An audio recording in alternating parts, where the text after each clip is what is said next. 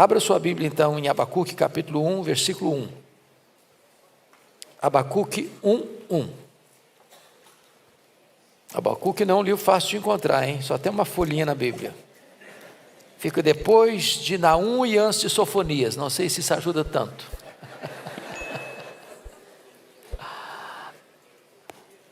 Ok? Está lá na tela. Vamos ler juntos. Sentença revelada ao profeta Abacuque. Essa palavra sentença no hebraico é peso, é carga. Ou seja, a mensagem que ele recebe por revelação de Deus não é uma mensagem palatável, fácil de deglutir, pesada. É uma mensagem de juízo,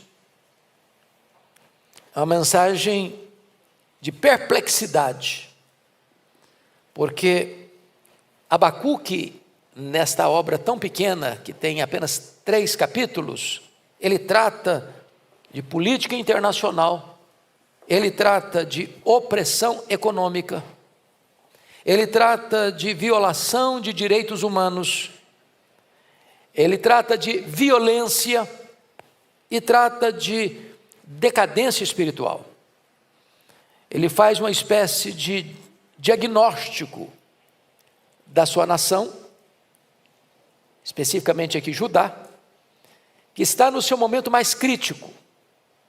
Depois da morte de Josias, que foi o último rei piedoso de Judá, as reformas espirituais implementadas por Josias e uma espécie de reavivamento que ele experimentou nos seus dias tinham se apagado, e os demais reis que surgiram da mesma descendência de Josias entraram numa rota de colisão, pisando assodadamente no acelerador rumo ao desastre.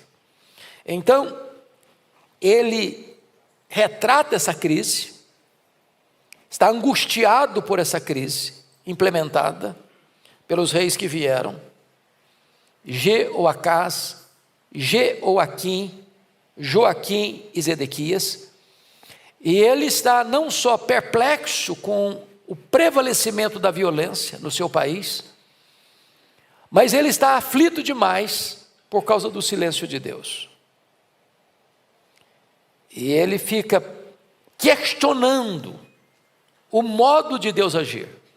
Por que que Deus vê a violência e não faz nada? Por que que Deus vê a nação caminhando celeremente para o abismo e não puxa o freio de mão? Só que quando Deus resolve falar, ele entra mais em crise ainda. Porque a resposta de Deus o deixou mais perturbado do que o próprio silêncio de Deus. Porque quando Deus resolve falar, Deus vai dizer para ele o seguinte: olha, Abacuque, o fato de eu estar em silêncio não significa que eu não estou agindo. Então escute isso, porque vai retinir nos ouvidos. Eu estou trazendo os caldeus, uma nação amarga, impetuosa, para disciplinar o meu povo. E aí ele entra mais em pânico ainda, porque a grande angústia dele é defender o caráter santo de Deus. Como Deus, sendo santo, pode usar alguém tão mau, tão ímpio, para disciplinar o seu próprio povo? E aqui está um ponto, irmãos, que nós precisamos parar e refletir. Porque quando o povo de Deus se afasta de Deus, Deus pode levantar líderes maus para fazer o povo gemer. E Deus pode levantar superpotências opressoras. E aqui está essa angústia deste homem.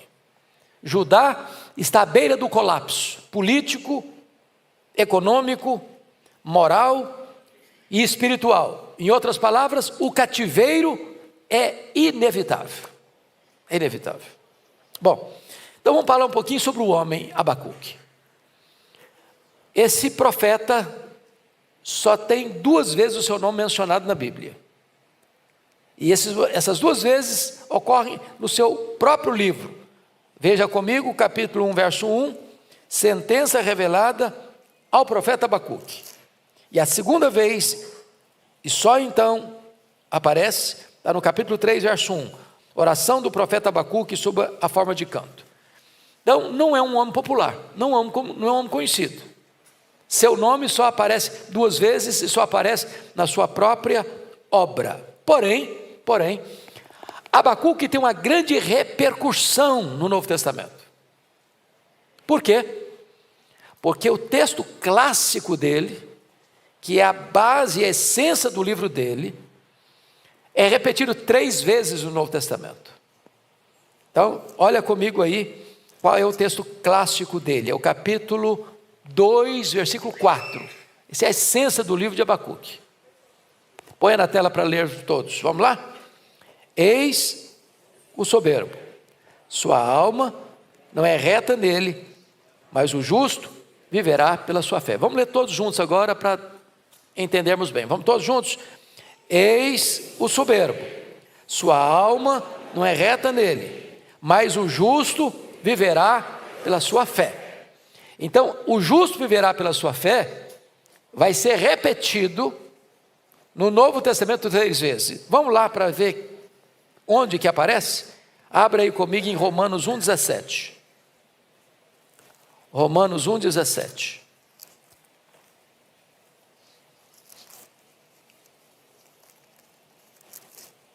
Vamos todos ler? Visto que a justiça de Deus se revela no Evangelho, de fé em fé, como está escrito, o justo viverá por fé. Então, essa é a grande tese do apóstolo Paulo na carta aos Romanos. O justo viverá por fé. A segunda vez que o Novo Testamento repete esse texto de Abacuque está lá em Gálatas, capítulo 3. Abra aí comigo. Gálatas 3, versículo 11. Vamos toda a igreja ler comigo. Vamos lá? E é evidente que pela lei ninguém é justificado diante de Deus, porque o justo viverá pela fé. Então é essa a verdade essencial do Evangelho, aqui pontuada em Gálatas 3,11. E finalmente, Hebreus 10, 38. Leia aí comigo, Hebreus capítulo 10, verso 38. Vamos juntos? Porque, todavia, o meu justo viverá pela fé, e se retroceder nele, não se compraz a minha alma. Então, note comigo, que embora o nome dele só aparece 2 vezes, e as 2 vezes no seu livro, o que ele ensinou veio a se tornar a base, o núcleo, o alicerce do próprio Evangelho, repetido 3 vezes nas cartas mais importantes do ponto de vista doutrinário, do ponto de vista da doutrina da salvação pela fé, justificação pela fé, que é Romanos, que é Gálatas e que é Hebreus. A palavra Abacuque, o significado literal é abraço. E alguém disse que esse abraço é um abraço de luta. É o abraço que o anjo fez com Jacó lá no Val de Jaboque, de uma batalha. Porque esse camarada está em luta contra quem? Ele está em luta contra o seu povo, ele está em luta contra o seu Deus, e ele está em luta contra a sua consciência. Porque com o seu povo ele está dizendo, meu Deus, a violência está dominando, a violência está nas ruas. Nota aí comigo, ele vai gritar, violência, não salvarás. Mostras-me iniquidade, me fazes ver a opressão, a destruição e a violência estão diante de mim, há contendas, há litígio, se suscita, a lei se afrouxa, a justiça nunca se manifesta, o perverso cerca o justo, a justiça é torcida, ele está em crise com o que está acontecendo com a sua nação. Depois ele tem crise com Deus, quando vê que Deus está dizendo, eu estou trazendo os caldeus, uma nação amarga, para disciplinar o meu povo. Ele entra em crise agora com Deus. Falando, não é possível, o Senhor é santo, vai usar gente pior que nós para nos disciplinar? E ele está em crise com a sua consciência, porque na mente dele não dá para entender como Deus, sendo santo, não pode contemplar o mal e está disciplinando o seu povo usando a Babilônia como vara da sua ira. Então, esse abraço aí talvez seja um abraço de luta mesmo. Então vamos entender o tempo que ele está profetizando. O Abacuque. Abacuque é contemporâneo de Jeremias. Jeremias foi aquele profeta que profetizou logo antes do cativeiro babilônico e que foi testemunha ocular da invasão de Jerusalém, da destruição de Jerusalém, da destruição do templo de Jerusalém e do exílio do povo sendo levado para a Babilônia como escravo. Abacuque profetiza também nesse período. E é o período final do reino do sul. O reino do norte, as 10 tribos do norte, vocês bem sabem, já tinham sido levadas para o cativeiro.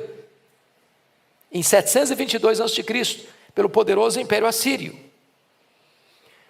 Depois, isso foi no período de Ezequias. Ezequias morre, o seu filho Manassés governa, 55 anos, o pior rei, e em virtude dos pecados de Manassés, Deus dá a sentença, o cativeiro vai acontecer, é irremediável, é irreversível.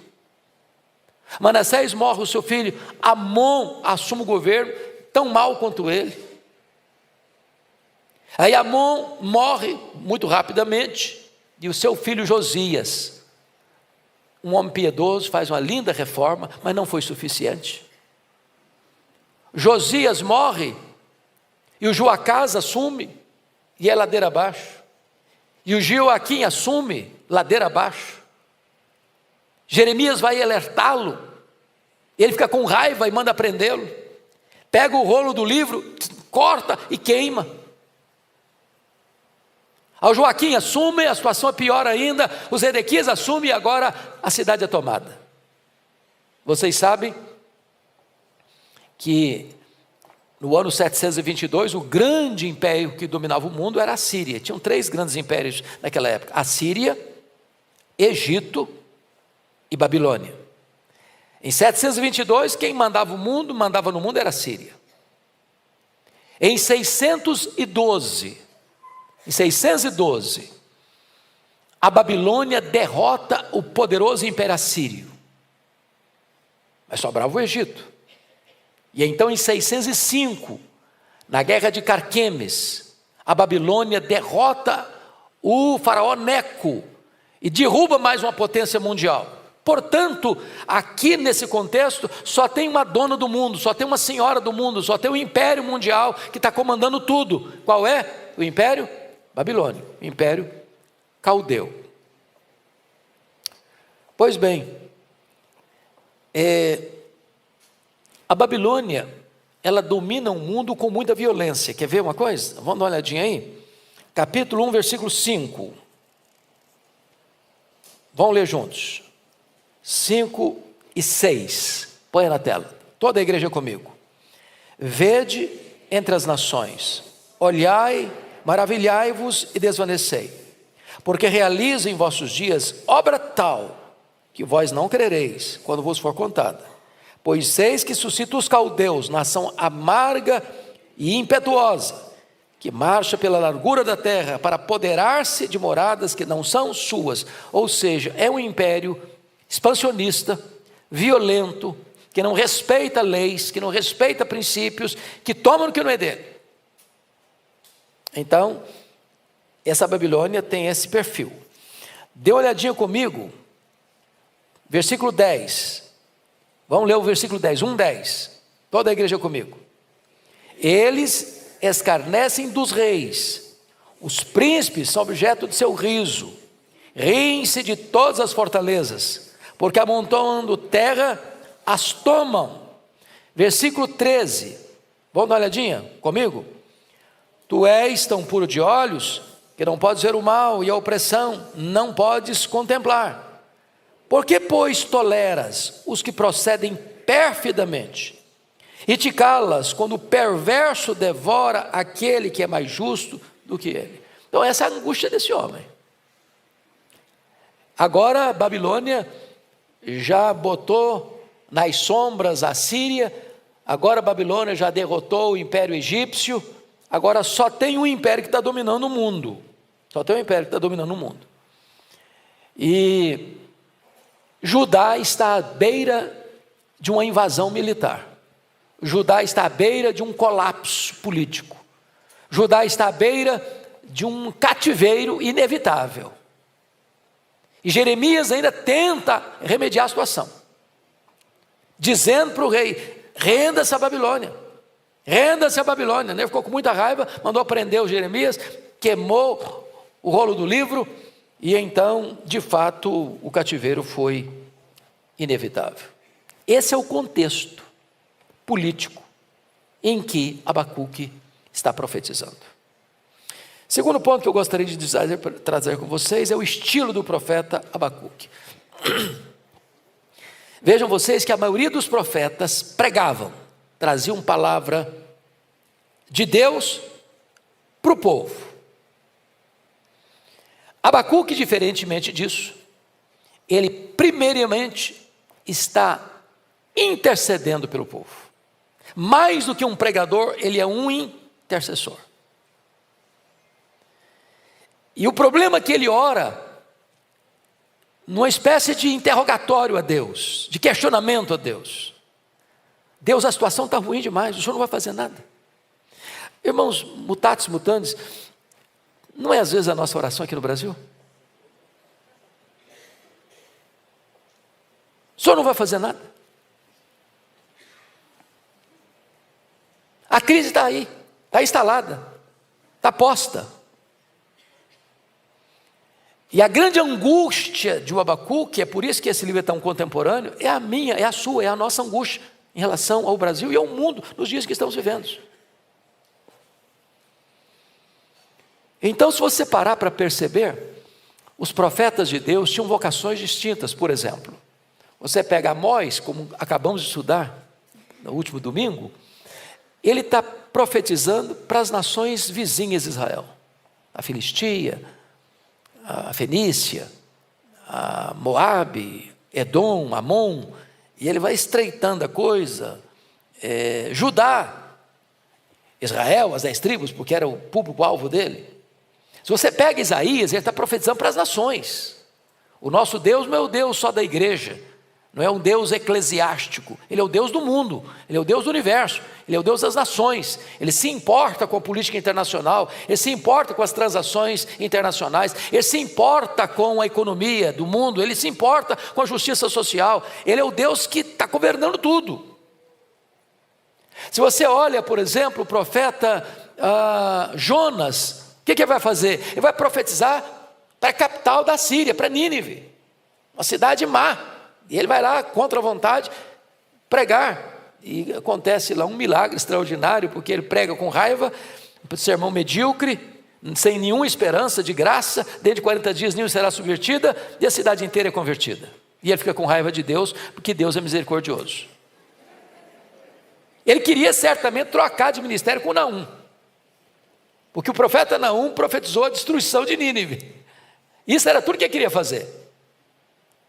Mas Deus, você vai pregar para a salvação dos ninivitas e não para a condenação deles. Quando você vai para Obadias, Obadias prega especificamente para condenar Edom. Quando você vai para Abacuque, ele está cobrando de Deus uma atitude diante do mal que está na sua nação e do mal que virá sobre a sua nação. Portanto, o maior problema de Abacuque não era fazer um diagnóstico da doença da sua nação, mas um estudo do comportamento de Deus. Por que que Deus usa alguém pior do que a gente para nos disciplinar? Como assim? Essa é a crise dele, pelo menos no capítulo 1. Porque quando ele ora e não escuta Deus responder, quando Deus responde, o deixa mais alarmado ainda. Bom, então vamos ver a situação política nos dias de Abacuque. Como disse para vocês, tinham 3 potências mundiais. Tinha a Síria, tinha o Egito e tinha a Babilônia. A Síria foi derrotada pela Babilônia em 612. O Egito foi derrotado pela Babilônia em 605. Agora a Babilônia volta suas trincheiras para Jerusalém. E vocês sabem que teve 3 cercos. 3 cercos. Primeiro, 606. Segundo, 596. Terceiro, 586. Em 606, conforme Daniel capítulo 1, os vasos do templo foram entregues a Nabucodonosor, pelo próprio Deus. Preste atenção nisso. A fraqueza do povo de Deus não está no fato de ser fraco politicamente, economicamente. Está no fato de abandonar o seu Deus. Quando Deus põe a mão, ainda que um exército de 185 mil soldados em trincheira em Jerusalém, não vão lançar nenhuma flecha lá. Mas se Deus tira a mão, então o povo de Deus é fraco demais. Então, em 606, Nabucodonosor levou os vasos do templo e levou os nobres. Lembram lá do rei Ezequias, quando ele recebe aquela comitiva da Babilônia, para congratular-se com ele pela sua cura e o seu livramento? E ele abre o seu palácio, ele abre os seus tesouros, e mostra toda a sua riqueza, toda a sua glória, todo o seu esplendor. E o profeta Isaías volta lá no palácio e diz: olha, você fez o que é mal aos olhos do Senhor. Essa Babilônia, diante de quem você expôs toda a sua grandeza, a sua glória, o seu poder, voltará. E vai saquear tudo. E vai pegar os filhos e vai levá-los como cativos e fazer deles eunucos. Significa, esses jovens vão ser castrados. Quem são esses nobres agora? Na primeira leva? Daniel e os seus 3 amigos. Levados, cativos e feitos eunucos. Mas aí vem a segunda invasão. Em 596, leva muita gente agora. Nessa segunda leva é que vai o profeta Ezequiel. Ezequiel era de uma família sacerdotal, mas ele está indo para uma terra pagã. Lá não tem templo, lá não tem os rituais de Jerusalém, portanto, ele não pode exercer o seu ministério sacerdotal na Babilônia. Então Deus muda a chave, e ele vai se tornar o quê? Um profeta. Vai profetizar onde? Lá na Babilônia. Ele é levado cativo. E lá da Babilônia é que ele profere a sua mensagem.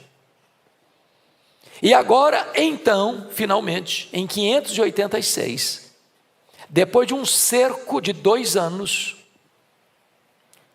dolorosíssimo, porque você sabe que Jerusalém está no topo de uma montanha, 800 metros acima do nível do mar. Cercada a cidade, não entra nada, não sai ninguém. E chega uma hora que a despensa fica vazia. A fome é crudelíssima, a ponto de, Lamentações de Jeremias, o profeta afirmar que as mães comiam os corpos de seus próprios filhos. E que mais felizes foram os que morreram à espada dos que os que morreram de fome dentro dos muros de Jerusalém. A situação é gravíssima.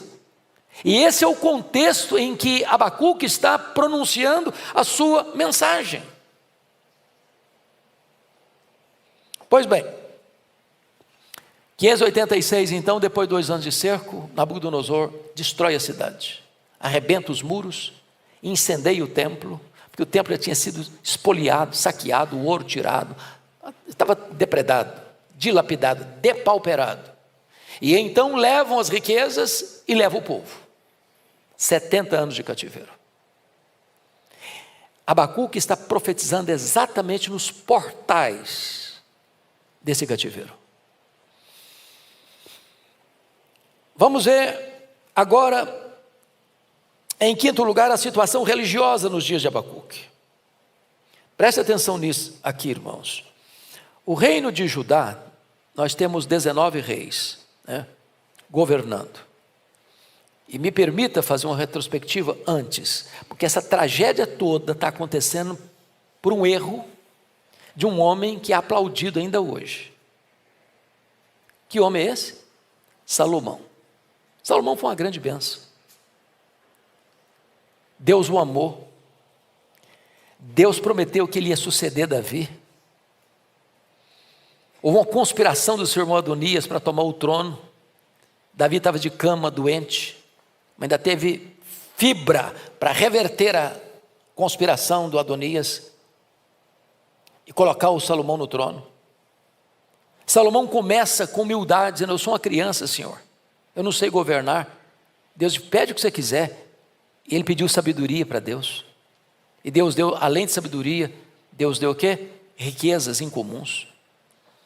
Mas havia um job description sobre o que seria um rei em Israel.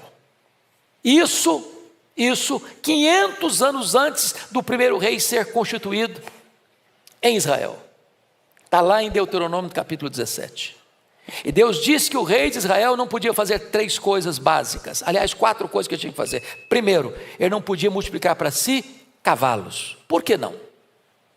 Porque o rei de Israel não deveria confiar na força do seu exército. Cavalo era a maior força de guerra. Era o maior tanque de guerra da época, era um cavalo. Segundo, ele não podia multiplicar para si ouro. Por quê? Porque não podia confiar no seu poder econômico. Terceiro, ele não podia multiplicar para si mulheres. Por que não? Porque os casamentos desses reis eram casamentos diplomáticos, de alianças com nações pagãs, que tinham outros deuses, outras crenças. Então trazer essas mulheres para dentro de Jerusalém, para o harém do rei, era expor esse rei a um grande risco de se envolver com essas divindades pagãs. O que de fato ocorreu. Porque a Bíblia diz que o Salomão, chegou um período da vida dele, que ele que construir o templo de Jerusalém, constrói capelas aos deuses pagãos em frente ao templo de Jerusalém. Não bastasse isso, ele mesmo passa a se prostrar diante desses deuses pagãos. E a quarta coisa que Deus exige do rei é que esse job description tinha que estar escrito na mesa dele, para ele ler todo dia, para não se esquecer desses compromissos. Porque Salomão perverte isso que Deus lhe deu. Deus diz: pois é, eu vou tomar o reino de você. Não vou tomar nos seus dias, não por amor do seu pai, não por amor a você, não por amor do seu pai, não vai ser nos seus dias. Mas aconteceu no reinado do filho dele, Roboão. Quando Jeroboão I, em virtude dele não ter atendido ao pai, por que o Roboão teve problemas? Preste atenção aqui que isso é muito importante.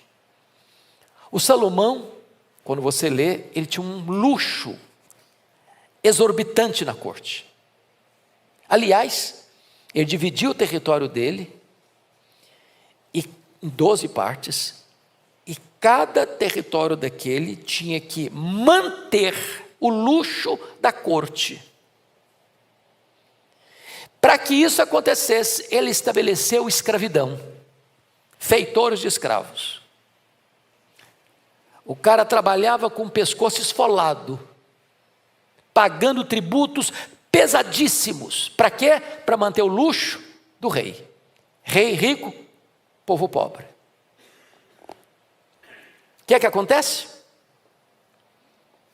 931, o filho dele assume o governo. E em vez de atender o pleito do povo para aliviar os impostos, ele sobrecarrega ainda mais com impostos. a nação é dividida. 10 das 12 tribos seguem a liderança de Jeroboão I. Os que ficarem em Judá, nós poderíamos lembrar o Roboão, o Abias, o Asa, o Josafá, o Jeorão, o Acasias, a Atalia, o Joás, o Amazias, o Uzias, o Jotão, o Acás, o Ezequias, o Manassés, o Amon, e agora o Jeoacás, o Jeoaquim, o Joaquim e o Zedequias. Poucos desses homens foram piedosos. Quais nós podemos citar como piedosos? Asa, Josafá, Jotão, Uzias, Ezequias e Josias. Os outros todos foram maus. Portanto, nós estamos falando de uma nação que caminha assodadamente para a destruição, por uma razão também.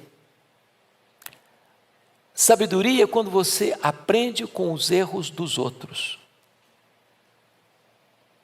para não ter que passar pela mesma estrada. Judá não aprendeu com os erros do reino do norte, acabou sofrendo as mesmas consequências. Pois bem, então vamos agora dar uma olhadinha na divisão do livro, tá? Então são 3 capítulos. O primeiro capítulo trata do conflito, ou da angústia, ou do peso do coração do profeta, em virtude de 2 causas. Primeiro, o assodamento do mal. Segundo, a inação de Deus. Deus está em silêncio. Terceira crise dele. Quando Deus fala, piora mais a crise ainda. Porque Deus disse: eu vou trazer os caldeus, uma nação amarga e impetuosa, sobre o meu povo. Segundo capítulo, ele vai retratar para nós a sua visão, porque ele sobe para a torre e aguarda a resposta de Deus. O que é que Deus vai falar agora? E quando Deus fala, irmãos, Deus traz a chave da solução do problema. E diz: não é reto o coração do soberbo, mas o justo viverá pela fé. O que é que ele está dizendo? Eu vou trazer a Babilônia. A Babilônia vai ser usada por mim para disciplinar o meu povo. Mas a Babilônia é soberba. E eu vou acabar com a Babilônia. Mas o meu povo está sendo disciplinado. Eu vou restaurá-lo. Ele vai sobreviver. Ele vai continuar vivendo. Ele vai continuar existindo. Porque o justo viverá pela fé. O povo de Deus é disciplinado, mas não abandonado. O povo de Deus é disciplinado, mas não destruído.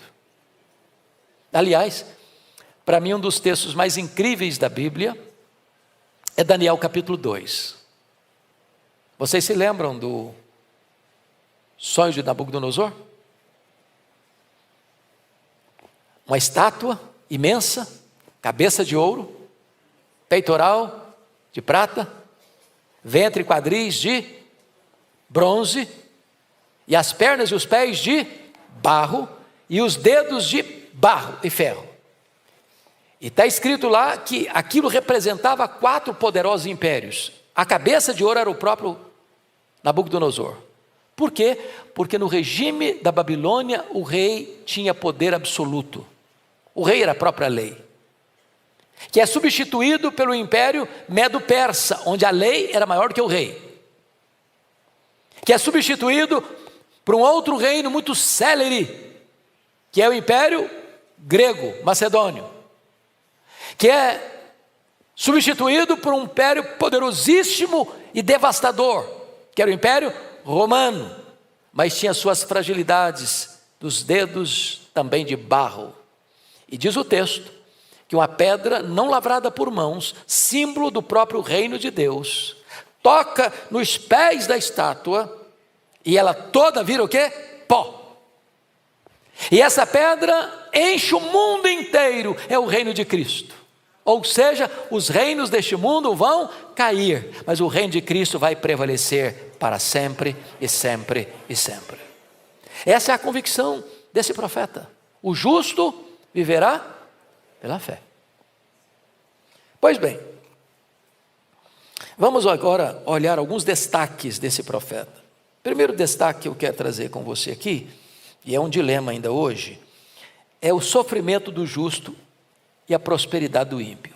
Olha o versículo 13, comigo a parte B. Porque, pois, toleras os que procedem perfidamente e te calas quando o perverso devora aquele que é mais justo que ele. A palavra é pesada, devora. Irmãos, já pararam para pensar nisso? Tem gente aí que blasfema de Deus, zomba de Deus, escarnece de Deus, é ateu, de carteirinha. Ele está na crista da onda. O poder está na mão dele. Ele faz e acontece, e nada acontece com ele, aparentemente. E aí o justo está lá gemendo, sendo esmagado, sendo oprimido, sendo atormentado. Essa é uma grande questão que a Bíblia menciona, a prosperidade do ímpio e o sofrimento do justo. Essa foi a angústia lá do Asaf no Salmo 73. Senhor, em vão lavei as mãos da inocência, conservei minha integridade. Todo dia estou sendo castigado. Olha o ímpio aí, ó. Olha o ímpio, tá? O cara não tem preocupação. Aliás, ele tem tanta saúde que já vem bronzeado de fábrica. O corpo dele é sadio e nédio, é bronzeado. Tudo que o cara bota a mão vira dinheiro. E eu sou crente, sou piedoso, estou ralando, estou numa magrela, passando um aperto. É o problema da angústia desse profeta aqui. Segundo lugar, se você olhar versículos 6 a 11, o fortalecimento econômico e bélico das superpotências mundiais que não respeitam ninguém, mas oprimem, se apossam, dominam. Versículos 6 a 11 descreve ainda, irmãos, o que nós poderíamos chamar de guerras truculentas. Truculentas. Mas louvado seja Deus, uma das ênfases dele é a decadência dos grandes impérios e a vitória retumbante do reino de Deus. Vale a pena ler isso aqui. Capítulo 2, 12 a 14. Bota na tela para toda a igreja ler comigo. Vamos juntos? Vamos lá? Ai, a igreja está comigo? Ai daquele que edifica a cidade com sangue e a fundamenta com iniquidade. Não vem do Senhor dos exércitos que as nações labutem para o fogo e os povos se fatiguem em vão? Pois a terra se encherá do conhecimento da glória do Senhor, como as águas cobrem o mar. Não sei se vocês têm a mesma sensação. Tem hora que você olha para a janela do mundo e diz, meu Deus, a coisa está feia.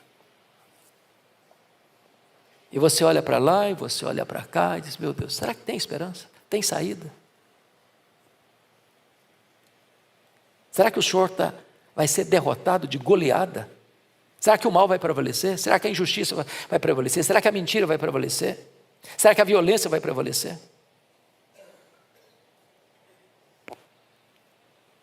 E a resposta de Deus é a seguinte: o mal não vai prevalecer, a mentira não vai prevalecer, a injustiça não vai prevalecer, o ímpio não vai prevalecer, porque a terra se encherá da glória do Senhor, como as águas cobrem o mar. Deus é o vencedor, invicto nessa batalha. A história não está à deriva, a história não é cíclica, a história não é um caminhão sem freio ladeira abaixo. A história é teleológica, ela caminha para um telos, para um fim, e a vitória é de Cristo e da sua igreja. Esta é a convicção do profeta Abacuque. Mas eu quero trazer o último ponto, que são lembrar vocês alguns naipes, alguns aspectos, lampejos da teologia do profeta Abacuque. E a primeira coisa que ele deixa claro é a punibilidade inevitável do pecado, começando pela casa de Deus. Ou seja, o fato de Deus amar você a mim, não nos isenta de sermos disciplinados por Deus. Deus não faz vistas grossas dos pecados do seu próprio povo.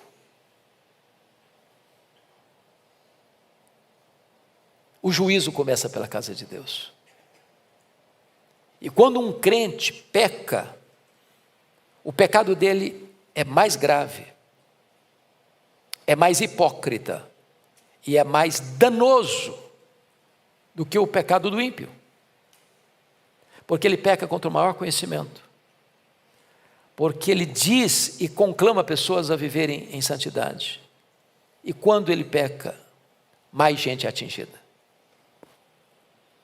Segundo ponto da teologia de Abacuque: os mistérios intrincáveis da providência divina. Irmãos, Deus nem sempre é entendido e explicado.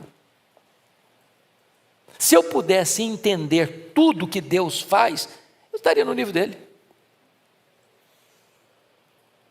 Tem hora que eu preciso botar a mão na boca e dizer: meu Deus, eu não estou entendendo. Mas uma coisa eu sei, é que tu és Deus, soberano, bom, meu Pai, trabalha por mim, não contra mim. Mas eu não estou entendendo.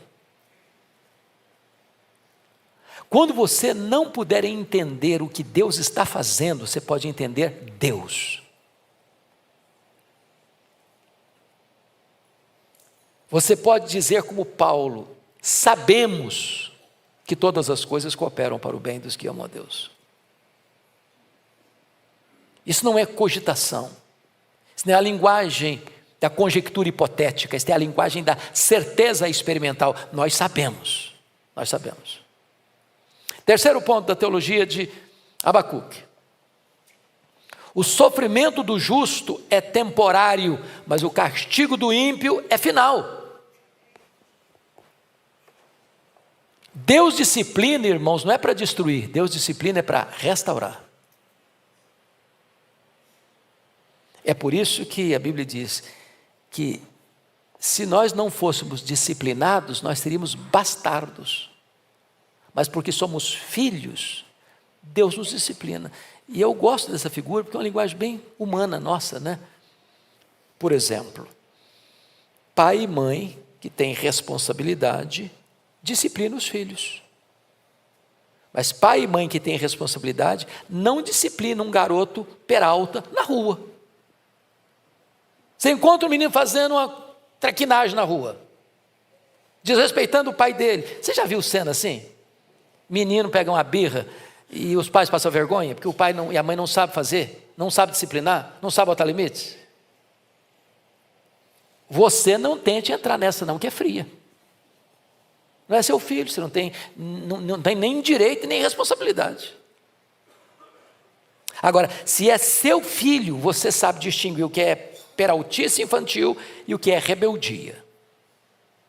Por exemplo, domingo, na hora do culto, café posto na mesa, aquela toalha branquinha que você tirou da gaveta, bota o suco. Aí o menino esbarra no copo de suco, torna na mesa, molha a roupa. Isso aí, às vezes, é falta de equilíbrio motor, não merece disciplina. Talvez, cuidado, filho. Agora, pensa na cena, você botou a mesa, e o menino pega o copo de suco de laranja e joga o copo na mesa. Eu não quero esse suco. Quebra o copo, faz uma bagunça. Aí não é peraltice. Aí é o quê? Rebeldia. Se você não disciplinar, você vai criar uma cobra dentro de casa. Deus é do mesmo jeito. Deus não premia o pecado. Quando o povo de Deus fica com a cerviz dura, com a nuca dura, não se curva, Deus vem e disciplina. Não para destruir, mas para restaurar. Outra coisa da teologia dele, quinto lugar. Enquanto o soberbo é destruído pelo seu pecado, o justo viverá pela sua fé.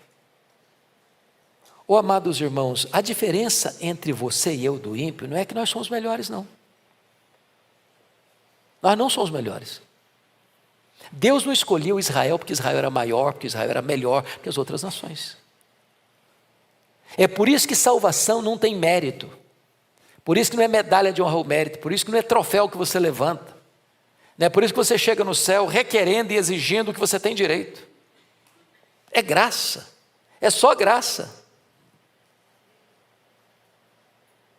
E Deus olhou para você e para mim de forma favorável. Deus nos justificou quando cremos no Senhor Jesus. Deus resolveu de vez o seu problema de condenação, porque a decisão é jurídica, é forense, é legal. A justificação não tem graus. Não acontece dentro de você, acontece lá no tribunal de Deus. Quando Deus declara que você não tem mais débito, que você não tem mais dívida, que o seu pecado, a sua condenação já não existe mais, porque um outro alguém, seu substituto legal, assumiu o seu lugar e sofreu o golpe que a lei exige que sofra, o salário do pecado e a morte, e Jesus morre em nosso lugar. E agora você que crê nele, Deus está dizendo o seguinte: você está declarado justo diante do meu tribunal. Você não tem mais dívida aqui, você tem um crédito infinito aqui. É como se você nunca tivesse cometido esse erro. Você está perdoado, você está justificado. O justo viverá pela fé. Mas, penúltimo lugar, teologia de Abacuque. A crise deve nos levar não ao desespero, mas a um clamor por reavivamento. No capítulo 3, versículo 2, a circunstância não mudou ainda. Judá vai ser cercada. Jerusalém vai ser tomada. O povo vai ser levado para o cativeiro. A disciplina não foi suspensa. Mas nesse caos em que a nação está vivendo, ele ora, diz: na tua ira, Senhor, lembra-te da misericórdia, reaviva o teu povo, Senhor, no decorrer dos anos. Prestem bem atenção nisso, irmãos. Todos os avivamentos registrados na Bíblia e todos os avivamentos da história foram precedidos por crise. Crise. É quando você olha um cenário e diz: meu Deus, para onde eu vou? O que está acontecendo? Eu não vejo saída. É que o povo de Deus se põe na presença de Deus e diz: Senhor, Tu és a nossa esperança. Reaviva a Tua obra, Senhor. Reaviva a Tua obra. Na Tua ira, Deus, lembra-te da misericórdia, porque o que é avivamento ou reavivamento? É quando Deus deixa a ira e aplica a misericórdia. Finalmente, em último lugar, teologia de Abacuque. Quando o mundo ao nosso redor está entrando em colapso, ainda assim podemos nos alegrar em Deus. Vamos ler capítulo 3, versículo 17 ao 19. Toda a igreja, e nós encerraremos aqui. Vamos juntos, toda a igreja? Ainda que a figueira não floresça, nem haja fruto na vide, o produto da oliveira minta, e os campos não produzam mantimentos, as ovelhas sejam arrebatadas do aprisco, e nos currais não haja gado, todavia eu me alegro no Senhor, exulto no Deus da minha salvação. O Senhor Deus é a minha fortaleza, e faz os meus pés como os da corça, e me faz andar altaneiramente. Louvado seja o Senhor. A crise está aí, mas nós podemos cantar. A crise está aí, mas Deus é a nossa fortaleza. A crise está aí, mas Deus é o nosso socorro. A crise vai passar e o povo de Deus vai prevalecer. Vamos ficar em pé e vamos orar.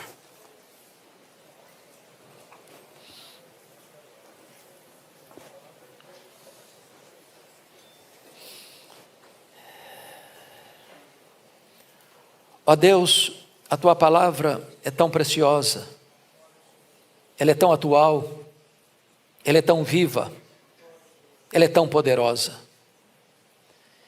E nós estamos gratos a Ti porque neste domingo nós podemos, com toda a liberdade, abrir a Tua palavra e estudá-la. Agradecemos-te, Deus, por esse tempo, onde a Tua palavra pode guiar os nossos passos, ser luz para o nosso caminho. Meu Deus, Tu conheces as angústias e dores dos Teus servos. Tu conheces, Deus, as crises que assolam a nossa nação e as nações do mundo. Tu sabes, meu Deus, que tantas vezes temos clamado e encontrado silêncio. Tantas vezes temos clamado e a resposta que ouvimos não é bem aquela que queríamos. Mas Tu és soberano. Nós somos tão pequenos, tão limitados. Por isso pedimos, tem misericórdia de nós. Assiste-nos em nossa fraqueza. Conforta o nosso coração. Tira os nossos olhos, Deus, daquilo que nos apavora, para colocar os nossos olhos no único Deus vivo e verdadeiro, que é a nossa fortaleza. Tenha misericórdia da nossa nação. Tenha misericórdia das autoridades constituídas. Tenha misericórdia do nosso povo. Tenha misericórdia da Tua igreja nesta nação. Ó meu Deus, juntamo-nos à voz de Abacuque para clamar: reaviva a Tua obra, ó Senhor, no decorrer dos anos. E na Tua ira, lembra-te da misericórdia. Clamamos em nome de Jesus. Aleluia. Amém.